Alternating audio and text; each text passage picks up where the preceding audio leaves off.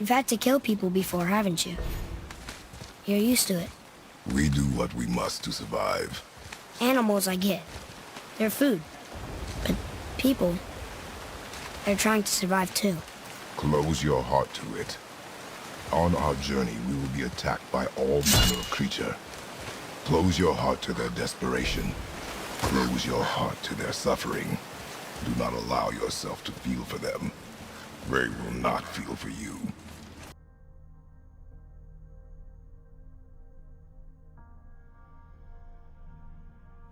When I say toxic masculinity, what comes to mind?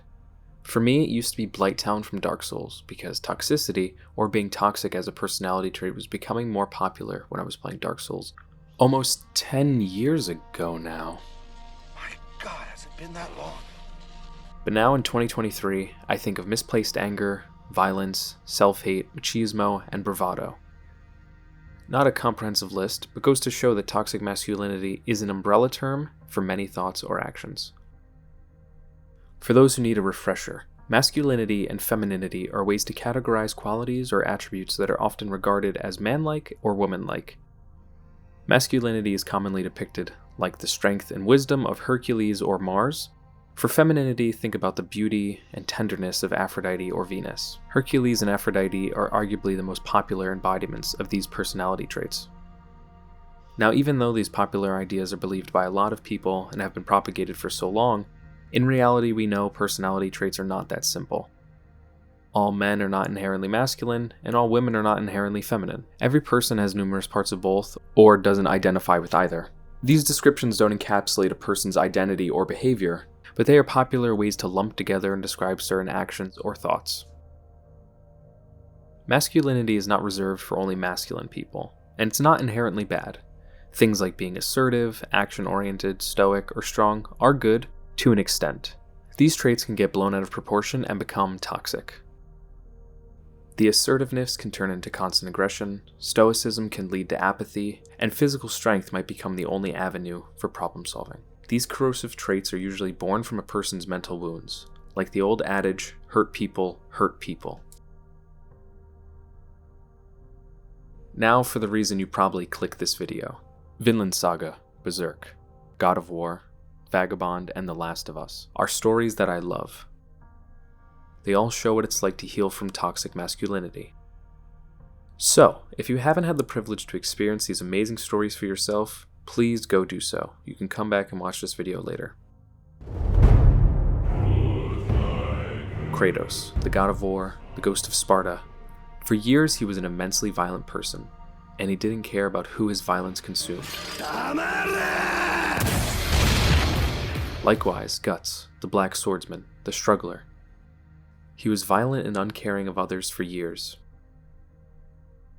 As well as the son of Thor's, Thorfinn, who was violent, uncaring, and... Wait, I'm noticing a trend. Do I gravitate towards characters who express their sorrow and anger with violence? Abby and Ellie from The Last of Us Part 2, okay. Musashi or Takezo, or...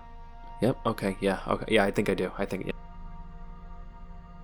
Regardless of that, I think these stories present very important thought experiments, where we can see how one overcomes their obsessions and heals from their emotional trauma. Each story presents this process in different ways, but they all put their compelling and flawed characters through the arduous journey of healing. Watching characters that are grounded in realistic emotions make challenging choices can make us reflect on ourselves. These expertly crafted stories can offer a great deal of insight and possibly help us heal our wounds. Ouch, that's a wound right there. The stories we consume can influence us.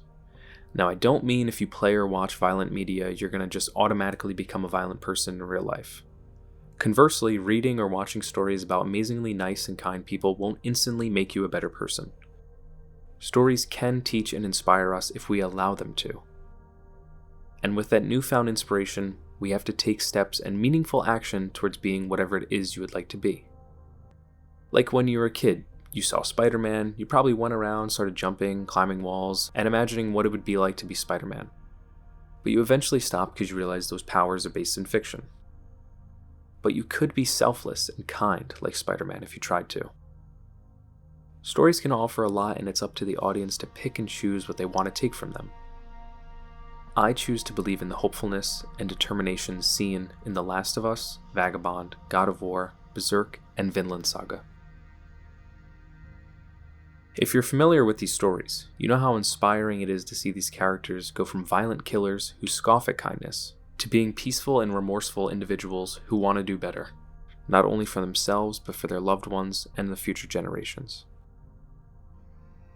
I think of them as a reminder that no matter what we've been through, we can always choose to be kind. Even though the stories are exaggerated with fantastical beings, and most of us won't have to avenge our family's murder or vow to kill the gods, we can see how a closed-minded perspective is corrosive. These characters all come to realize that, and try to do everything they can to be better going forward. Now I can see the counter-argument and the criticism, a few of them saying that what I described isn't toxic masculinity, that these people were just focused on their goals and would stop at nothing to achieve them. They were surviving in the cruel, uncaring worlds and putting emotional barriers up in order to do the hard things that kept them alive. Sure, but there's a line between determination and obsession. Every single one of these characters was very violent at one point. They all murdered others in cold blood. Now, acts like that are possibly beyond the scope of toxic masculinity, but violence and obsession are still both corrosive traits that all of these characters share in common. But what led them to being so violent in the first place? Many of these characters fought in wars. Wars are usually caused by ego or greed, but all these characters were thrust into disgusting war-torn worlds. All of the worlds these characters exist in are filled to the brim with violent conflicts. They've been polluted and ruled by others afflicted with toxic masculinity, which then transformed into patriarchal systems that dictate how society functions, and continue to spread the disease of toxic masculinity, leading to more suffering. At this point, you might be thinking, just how deep does this all go? Or you might be thinking, I'm reaching, and they're just stories, and if you think I'm reaching, I implore you to be more critical of the world you live in and the media you consume. Many of these characters leave the lands that they grew up or lived in, some on better terms than others. They left to start new lives, to get away from the patriarchal systems that were rooted and nourished by those afflicted with the corrosive, toxic, masculine mindset. These characters sought after a sacred place to make the transformation into a better person.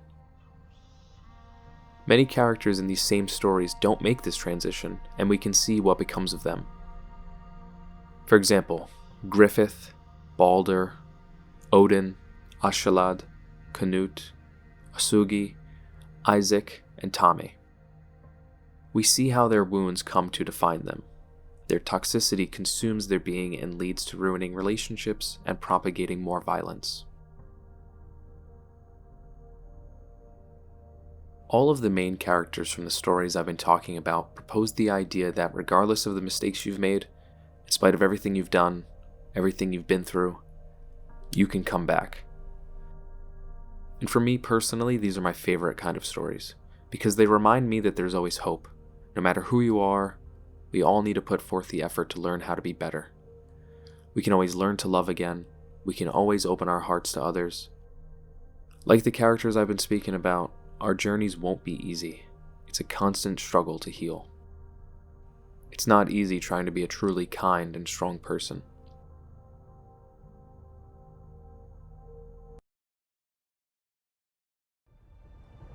I was wrong. Open your heart. Open your heart to their suffering. Today, we will be better.